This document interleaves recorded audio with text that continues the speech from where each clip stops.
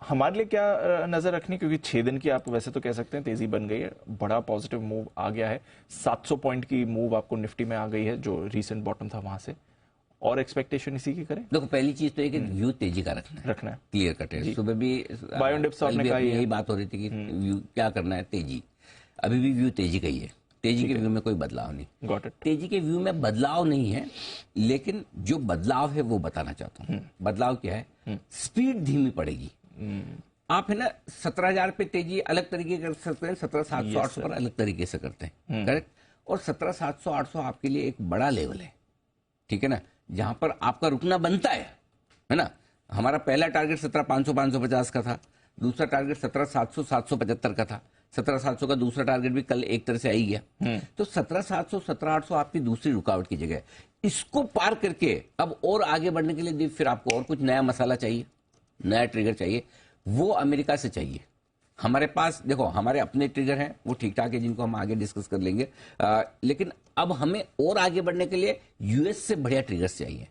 अगर अमेरिकी बाजार महंगाई के आंकड़ों के बाद तेजी से दौड़ लगा ले और अमेरिका में कॉन्फिडेंस आ जाए, फॉर एग्जाम्पल मानो कि 5% महंगाई का नंबर आ गया, अरे 1% एकदम घट गया, ठीक है, और ये अचानक से जो 70% लोग मान रहे हैं कि इस बार और ब्याज दरें बढ़ेगी, ये 20-25% पे आ जाएगी। एग्जैक्टली हो गई, है ना, हो गई। अच्छा, ये तो आम राय है कि 4% के आसपास महंगाई आ गई अगर बेस इफेक्ट से, तो फेड रोक ही लेगा, है ना। भले टारगेट फेड का 2% है, लेकिन 4% पे रुकेगा, हाँ, एक बार पहुंच देगा, वही तो चाहिए, वही तो चाहिए। सो बढ़िया भी हो सकता है। और अगर समझो 5-5.25% का आप सोच रहे हो, और ना ये तो 5.5-6% की रेंज में आ जाए तो बैंड बच जाएगी।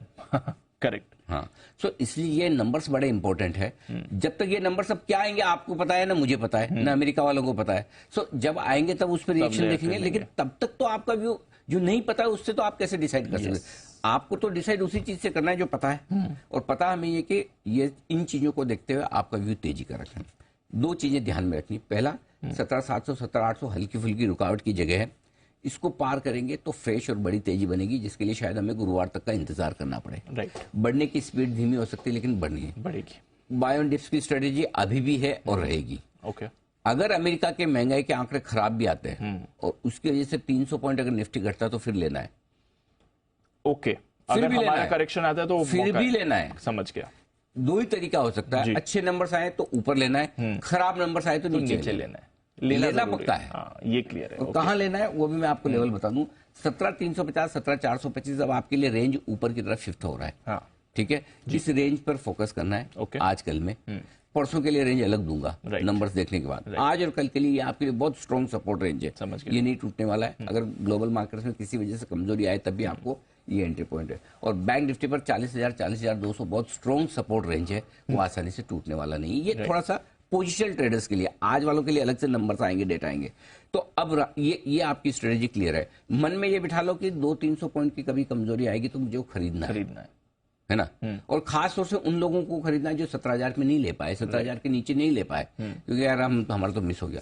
बढ़िया मौका कब बनेगा, आप इसको बंद कराओ 17,800 के ऊपर, 17,800। हाँ, और अगर 40,800 के ऊपर बंद करा दो बैंक निफ्टी, मजा ही आ जाए। सॉरी 41,800 थोड़ा दूर लग रहा होगा, लेकिन कोई भी लेवल ऊपर या नीचे का दूर नहीं होता।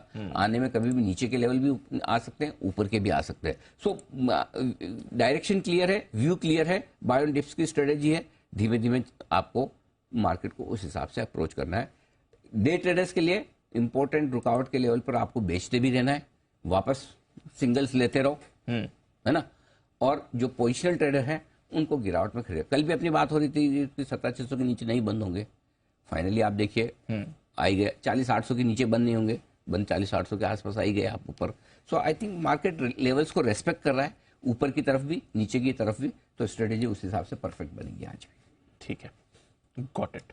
तो चलिए, इंटरेस्टिंग स्ट्रैटेजी बनने वाली है, बाय ऑन डिप्स है, और अगर ज्यादा गिरे तो फिर और अच्छा मौका मिलेगा। और